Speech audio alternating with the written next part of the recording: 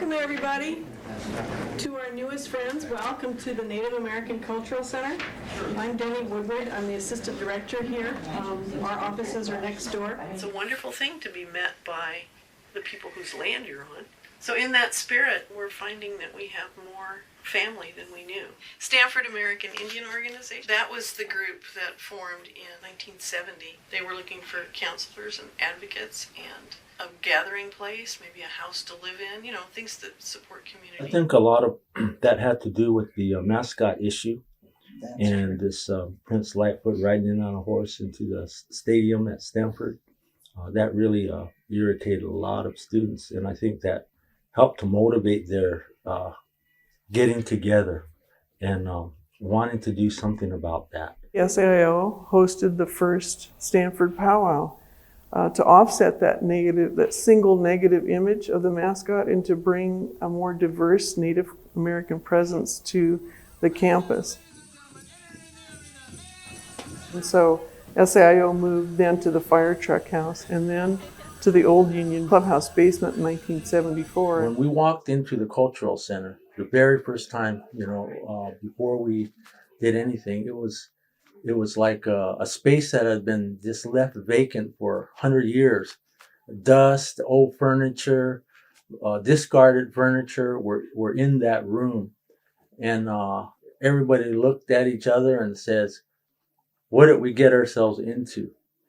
But we says, we got to start. And we started as soon as we stepped in to move things around, move things out, plan about how we're going to utilize the space. I introduced myself to Denny and say, hi, I'm Ian Chun. And I was wondering why I see that this is the Native American, Alaskan Native Cultural Center. How come there's no Native Hawaiians here?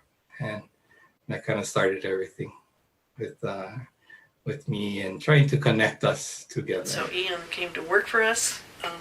He started doing a column in our quarterly newspaper and started advocating. He formed an ethnic Hawaiian group here, which still exists to this day. For me, the center, was the SAIO, the community center, was the big place. It was just a cool hangout place. We'd go study, bring our books down there, but just more talk and have fun, watch movies. It was a home away from home. There was like a kitchenette, of course, TV, couches, lounge. In between your classes, you'd come down, take a break, say hi, and you'd probably, say hello to somebody, like, hey, how are you doing? Catch up. What I love about dropping into the center is that the faces have changed. But, I think the underlying kind of sense of family, the good natured, kind of joking around, the teasing that plays out there is just the same, right? And for someone like me, you get a sense that it's a big, fancy, prestigious place. But when you get to the center or in Moakma, it's like being home. The space is not just a facility. It is a space for the students. And this is where learning about life, of how to move it along, I think is very significant for the Native American Cultural Center and what it's become today.